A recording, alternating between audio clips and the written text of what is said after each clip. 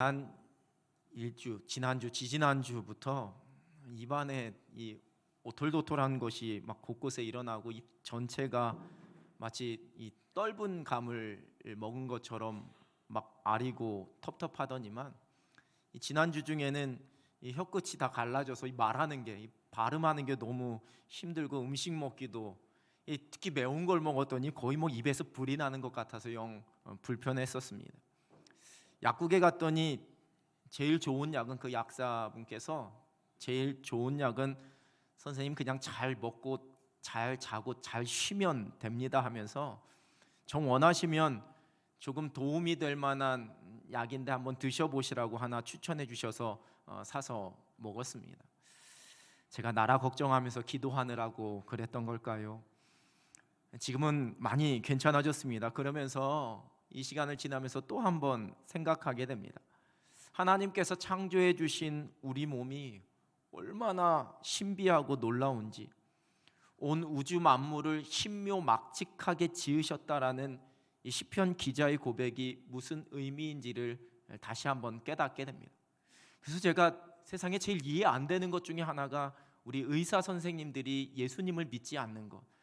몸에 대해서 알아가면 알아갈수록 이 창조주 하나님을 고백할 수밖에 없을 텐데 왜 예수님을 믿지 못할까라는 그러한 생각이 있는데, 정말 신묘막측하게 우리의 몸을 지으셨다라는 그러한 고백이 나올 수밖에 없습니다. 더 큰 과부하가 걸리기 전에 일종의 잠시 멈춤의 경고와 같이 나타나는 몸의 증상들이 있습니다. 입안이 헐고 혓바늘이 돋는 것도, 때로는 감기 기운, 몸살 기운이 찾아오는 것도 이러한 신체의 경고라고 할 수 있습니다. 그래서 그러한 경고를 듣고 돌아보게 되면 더 큰 무너짐을 막을 수 있지만, 그 경고를 깨닫지 못하고 듣지 않으면 낭패를 보는 경우가 일어나게 되는 겁니다. 오늘 본문 에스겔 33장은 하나님께서 들려주시는 경고의 말씀인데 파수꾼의 이야기로 시작하고 있습니다. 에스겔 33장 2절은 가령 내가 한 칼을 땅에 임하게 할 때 이렇게 말씀하십니다. 여기서 칼은 전쟁을 상징합니다. 어느 땅에 전쟁이 일어나게 될 때 그곳에 파수꾼이 세워져 있었고, 그가 그 상황을 보고 나팔을 불어서 사람들에게 미리 경고했습니다. 그런데 사람들이 그 경고의 소리를 듣고도 정신을 차리지 않아서 그 칼에 죽임을 당하게 되면 그것은 경고를 듣고도 정신 차리지 않은 그 사람의 잘못이다 말씀하십니다. 에스겔 33장 5절 세번역 성경입니다.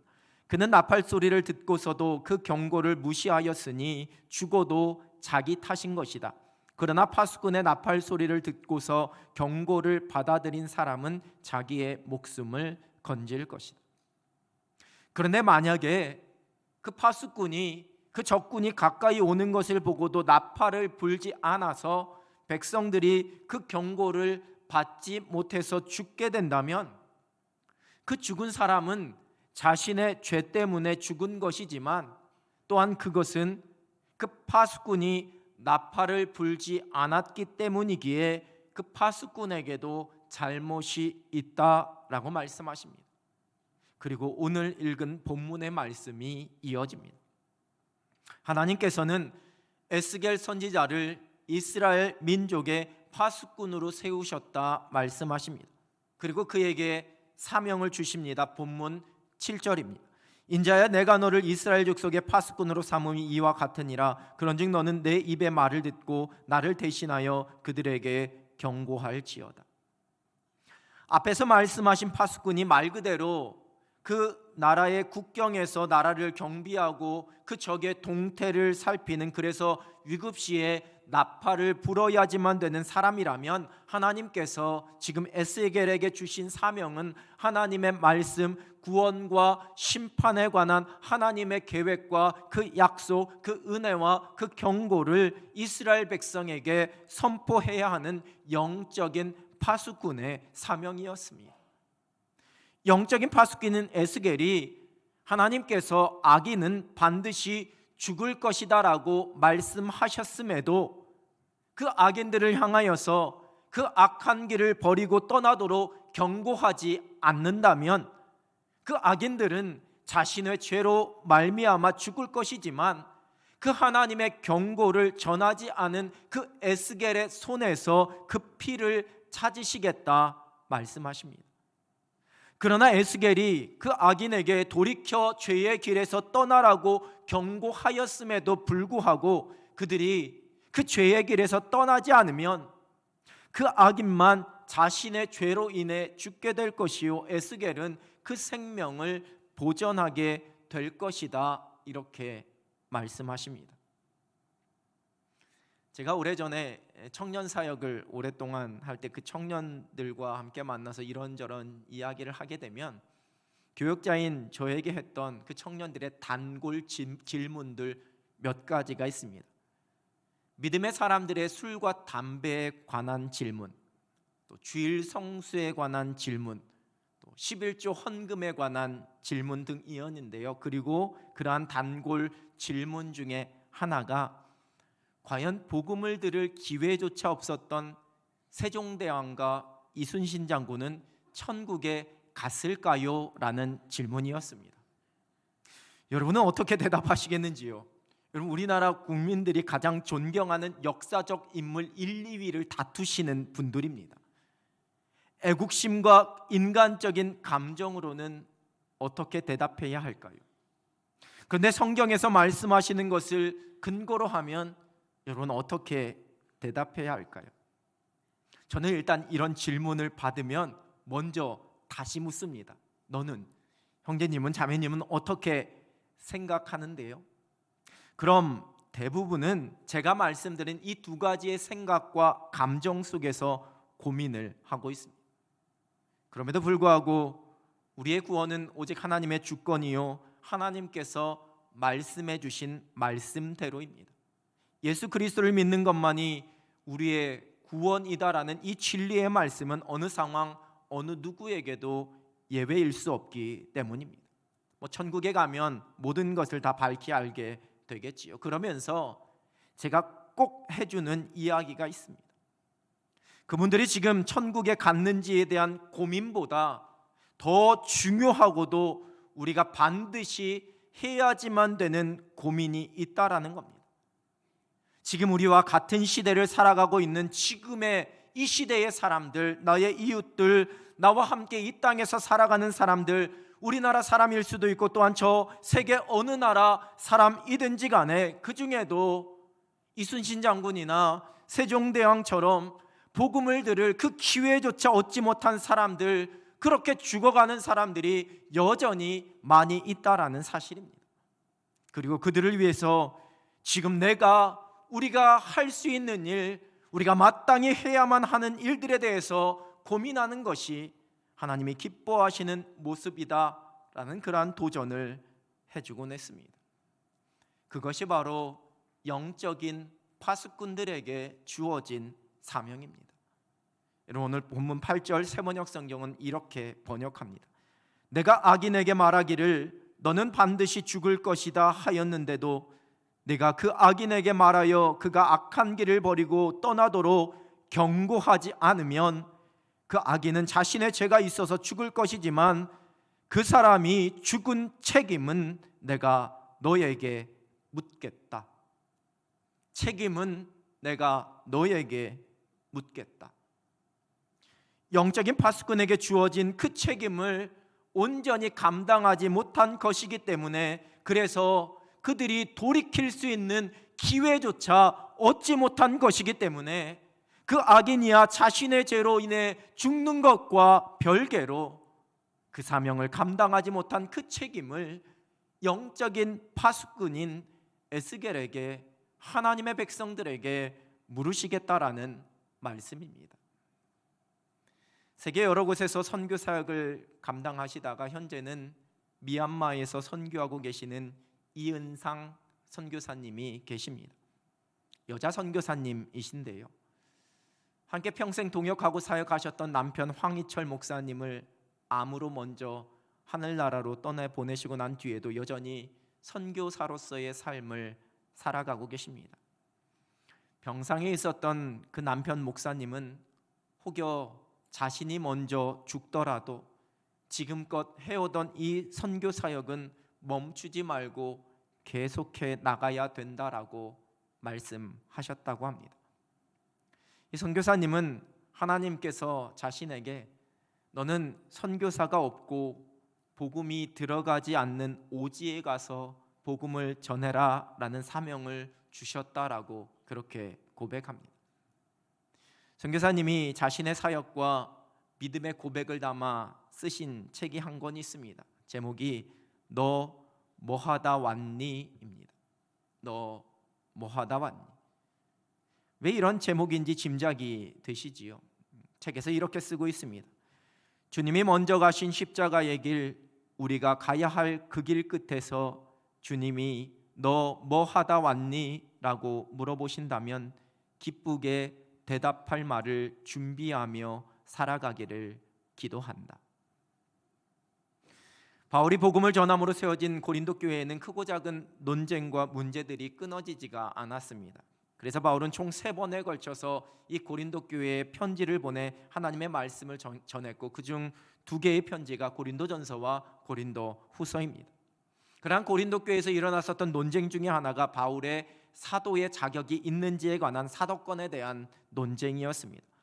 바울을 시기하고 질투하던 교회를 흔들려던 사람들이 바울은 예수님과 같이 공생애를 보내지도 않은 그러한 제자가 아니었고 오히려 예수 믿는 사람들을 핍박하고 잡아들였었던 그러한 사람이었다라고 말하면서 그의 사도권에 대해서 의심하고 부정하려고 했습니다. 바울은 고린도전서 9장 3절에서 이렇게 말합니다. 나를 비판하는 자들에게 변명할 것이 이것이니. 그러면서 쭉 자신의 이야기, 자신의 고백을 펼쳐갑니다. 자신이 사도냐 아니냐라는 것을 가지고 논쟁하는 자들을 향한 자기 변호와도 같은 그러한 이야기를 펼쳐갑니다. 핵심은 자신이 사도인지 그렇지 않은지는 결코 중요한 일이 아니라는 겁니다. 자신은 오직 복음을 위하여 모든 것을 포기하고 내려놓은 그 어떤 권리도 주장하지 않는, 때로는 율법을 지키는 자로, 때로는 율법이 없는 자로, 때로는 강한 자로, 때로는 약한 자로 살아가고 있는데 오직 그 이유는 내가 복음을 위하여서 복음을 전하는 일을 감당하기 위하여서다라고 그렇게 고백합니다. 그러면서 고린도전서 9장 16절에 이렇게 고백합니다. 내가 복음을 전할지라도 자랑할 것이 없음은 내가 부득불할 일임이라. 만일 복음을 전하지 아니하면 내게 화가 있을 것이로다. 하나님께서 맡겨주신 사명, 그것이 나에게 주신 거룩한 책임이기 때문에 때로는 수고함이, 위험이, 억울함이, 고난과 오해가 있을지라도 내가 그것을 감당하며 살아간다 고백합니다. 너 뭐 하다 왔니? 물으실 주님 앞에서 할 수 있는 대답을 준비하며 살아가는 겁니다. 주님 오심을 기다리며 살아가는 하나님의 백성들에게 주어진 거룩한 책임이 있습니다. 다시 오실 예수 그리스도를 통해 이미 완성된 생명의 복음, 하나님의 심판과 그 구원의 소식을 온 세상에 선포하는 거룩한 사명이 우리에게 주어졌습니다. 로마서 10장 13절에서 15절 새번역 성경입니다. 주님의 이름을 부르는 사람은 누구든지 구원을 얻을 것입니다. 그런데 사람들은 자기들이 믿은 적이 없는 분을 어떻게 부를 수 있겠습니까? 또 들은 적이 없는 분을 어떻게 믿을 수 있겠습니까? 선포하는 사람이 없으면 어떻게 들을 수 있겠습니까? 보내심을 받지 않았는데 어떻게 선포할 수 있겠습니까? 성경에 기록한 바 기쁜 소식을 전하는 이들의 발걸음이 얼마나 아름다우냐 한 것과 같습니다. 예수 그리스도의 이름을 부르는 자는 누구든지 구원을 얻게 됩니다. 하나님께서 허락하신 복음입니다. 그런데 믿지 못하면 부를 수 없습니다. 듣지 못하면 믿을 수 없습니다. 선포하지 않으면 들을 수 없습니다.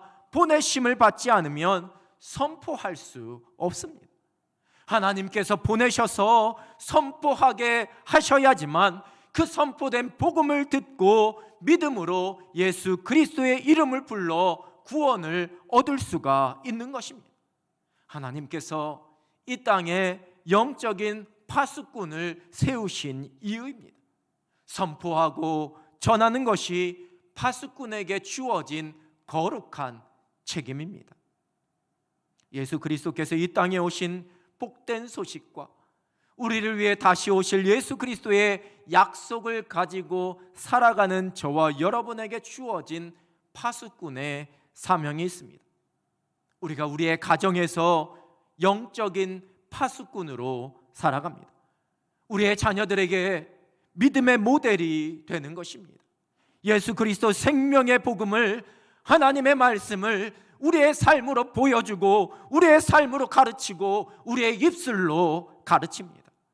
우리를 보내신 삶의 자리에서 영적인 파수꾼으로 살아갑니다. 하나님의 살아계심과 하나님의 놀라운 사랑, 하나님의 소망을 드러내는 거룩한 향기가 되어 살아갑니다. 나를 만나는 사람들이 다시 오실 예수 그리스도의 약속, 그 생명의 복음의 소식을 듣고 깨닫게 만드는 그리스도의 편지가 되어서 살아갑니다. 온 세계 열방 가운데 아직 복음을 한 번도 들어보지 못한 족속, 교회가 아직 세워지지 않는 그러한 곳에 대하여서 헛된 우상과 거짓 가운데 살아가고 있는 수많은 사람들을 향하여서 영적인 파수꾼으로서 감당해야지만 되는 우리의 사명이 있습니다. 우리에게 맡겨주신 거룩한 책임입니다. 나의 기도의 자리에서 선교사의 삶을 살아갑니다. 나의 관심과 나의 물질로 선교사의 삶을 살아가는 것입니다. 주님 다시 오실 때까지 우리가, 이 교회가 영적인 파수꾼의 거룩한 책임을 감당합니다. 하나님을 알지 못하고 죄 가운데 살아가고 있는 자들에게 하나님의 심판과 구원의 은혜를 선포해야 합니다. 복음을 듣고도 믿지 않기에 심판받는 것은 그들의 책임입니다.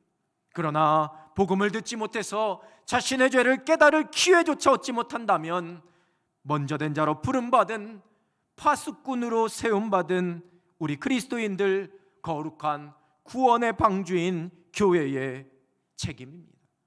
세상 속에서 영적인 파수꾼으로 살아가는 것은 주님 다시 오실 날을 기다리는 우리 그리스도인들에게 주어진 거룩한 책임입니다. 우리를 위해 이 땅에 오신, 그리고 우리를 위해 다시 오실 복된 소식을 우리의 삶의 자리에서 드러내고 선포하며 살아갑니다. 주님 오실 날을 기다리며 살아가는 저와 여러분에게 먼 훗날 우리 하나님께서 너 뭐 하다 왔니? 물으실 날이 반드시 찾아옵니다. 하나님의 구원과 심판의 소식을 전하는 영적인 파수꾼으로 이 거룩한 책임 감당하면서 삶의 자리에서 선교사의 삶을 살아갈 수 있는 여러분 되시길 우리 주님의 이름으로 축원합니다. 기도하겠습니다. 하나님 아버지 감사합니다.